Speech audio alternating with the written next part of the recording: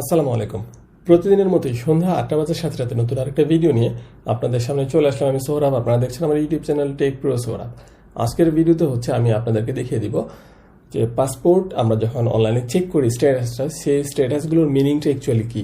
অনেক ধরনের স্ট্যাটাস থাকে, লাইক সাবমিটেড লেখা থাকতে পারে, এনরোলমেন্ট ইন প্রসেস লেখা থাকতে পারে, পেন্ডিং এসবি বা ডিএসবি ভেরিফিকেশন বা ক্লিয়ারেন্স থাকতে পারে, like pending for final approval থাকতে পারে, বা সেন্ড ফর রিওয়ার্ড থাকতে পারে, পাসপোর্ট শিপ থাকতে পারে। তো এই জিনিসগুলো অ্যাকচুয়ালি মিনিংটা কি, এটা থাকলে আপনি কিভাবে বুঝবেন জিনিসটা আসলে কি বুঝাইছে, সেটা নিয়ে আজকের ভিডিওটা। চলুন কথা না বাড়াই ভিডিওটা শুরু করা যাক।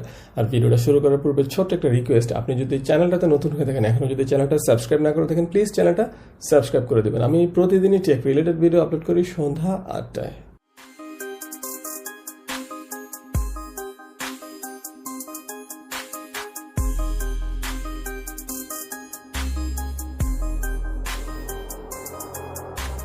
তো সবার প্রথমে আমি যেই স্ট্যাটাসটার কথা বলবো সেটা হচ্ছে সাবমিটেড।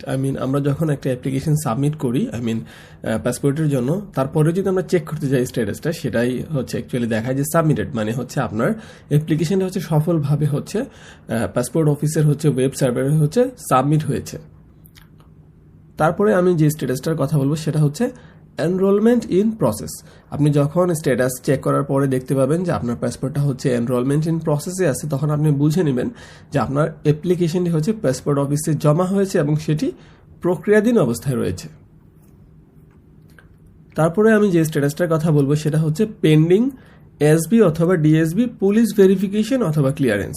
আপনি যখন এই স্ট্যাটাসটা দেখতে পাবেন, আপনার স্ট্যাটাস চেক করার পর তখন আপনি বুঝে নেবেন যে আপনার ফাইলটি এসবি অথবা ডিএসবিতে গিয়েছে এবং ওনাদের ভেরিফিকেশনের অপেক্ষা আছে। ওনারা রিপোর্টটা পাঠিয়ে দিলে ওনারা ভেরিফাইড করে যখন রিপোর্টটা দিয়ে দিবে, তখনও আপনি আবার স্ট্যাটাসটা চেঞ্জ দেখতে পাবেন। আপনার স্ট্যাটাস তখন চলে আসবে পেন্ডিং ফর ফাইনাল অ্যাপ্রুভাল। তো নেক্সট যে স্ট্যাটাসটার কথা বলবো সেটাই পেন্ডিং ফর ফাইনাল অ্যাপ্রুভাল। আপনি যখন চেক করে দেখবেন যে আপনার অ্যাপ্লিকেশনটা বা আপনার পাসপোর্টের জন্য আবেদনটা পেন্ডিং ফর ফাইনাল অ্যাপ্রুভাল দেখাচ্ছে, তখন আপনি বুঝে নেবেন যে আপনার পুলিশ ভেরিফিকেশন কমপ্লিট হয়ে গেছে। এখন আপনার অ্যাপ্লিকেশনটা এডি স্যারের যে অ্যাসিস্ট্যান্ট ডিরেক্টর, ওনার অ্যাপ্রুভালের অপেক্ষায় আছে। তারপরে যে আমি স্ট্যাটাসটার কথা বলবো সেটা অনেকেই এখানে এসে আটকে যায়, এটা পেন্ডিং ব্যাক হ্যান্ড ভেরিফিকেশন। এটা নিয়ে আমার আলাদা যদিও ভিডিও আছে, তারপরে এখানে একটু শর্টকাটে বলে দিচ্ছি।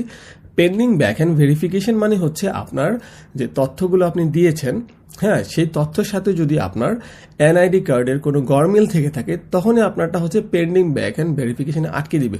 শুধু এনআইডি কার্ড না, আপনি যদি প্রিভিয়াসলি পাসপোর্ট থাকে, সেই পাসপোর্টের সাথেও যদি আপনার নতুন পাসপোর্টের জন্য যে অ্যাপ্লিকেশনটা করেছেন সেখানেও যদি তথ্যে গরমিল থাকে, তাহলে কিন্তু আপনার পাসপোর্টটা পেন্ডিং ব্যাক হ্যান্ড ভেরিফিকেশনে আটকে থাকবে। সেক্ষেত্রে আপনাকে অবশ্যই, আপনি যদি দেখেন যে আপনারটা পেন্ডিং ব্যাক হ্যান্ড ভেরিফিকেশনে আটকে আছে, অবশ্যই আপনি আপনার লোকাল পাসপোর্ট অফিসে গিয়ে এডি স্যারের সাথে কথা বলতে হবে, কিভাবে কি করবেন ওনারা আপনাকে বলে দিবে।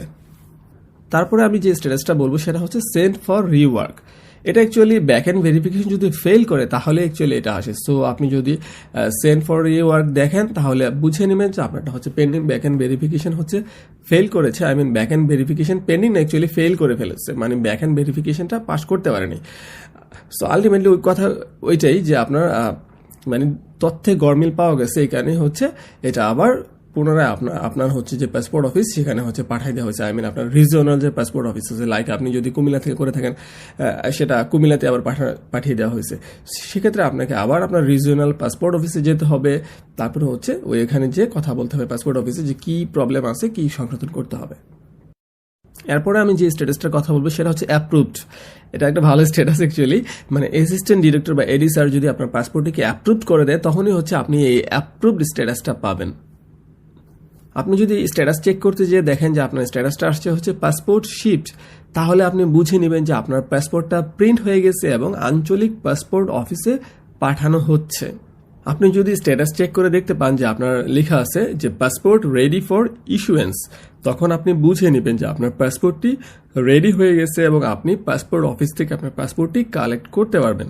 তো সবশেষে হচ্ছে আমি যে স্ট্যাটাসটার কথা বলবো সেটা হচ্ছে আপনি যদি চেক করতে যেয়ে দেখেন পাসপোর্ট ইস্যুড, তাহলে আপনি বুঝে নেবেন যে আপনার পাসপোর্টটা সফলভাবে বিতরণ করা হয়েছে। সো এটা অ্যাকচুয়ালি চেক করার প্রয়োজন পড়ে না। আমি যদি আমার পাসপোর্টটা কালেক্ট করেই ফেলি, আমি তো আর চেক করতে যাব না। তারপরেও এটা একটা মানে সিস্টেম যে যদি আপনি কালেক্ট করার পরেও বা আপনার থ্রুতে যদি অন্য কেউ কালেক্ট করে ফেলে, আপনি যদি চেক করেন তাহলে আপনি কিন্তু এটাই দেখতে পাবেন যে আপনার পাসপোর্টটি সফলভাবে বিতরণ করা হয়েছে। তো আশা করি এখন আপনি নিজেই বুঝতে পারবেন আপনার স্ট্যাটাসটা চেক করার পর যে আপনার পাসপোর্টের স্ট্যাটাসটা অ্যাকচুয়ালি কি মিন করতেছে বা আপনার পাসপোর্টটা এখন কোন অবস্থায় রয়েছে। সো আজকের ভিডিওটাও যদি আপনার কাছে ভালো লাগে অবশ্যই একটা লাইক দিয়ে যাবেন, আর এই চ্যানেলটাতে যদি আপনি নতুন হয়ে থাকেন প্লিজ চ্যানেলটা সাবস্ক্রাইব করে দেবেন। আর এই পাসপোর্ট নিয়ে কিন্তু আমার চ্যানেলে যথেষ্ট ভিডিও আছে এবং এখনই স্ক্রিনে 2টা ভিডিও পেয়ে যাবেন, চাইলে দেখে নিতে পারেন।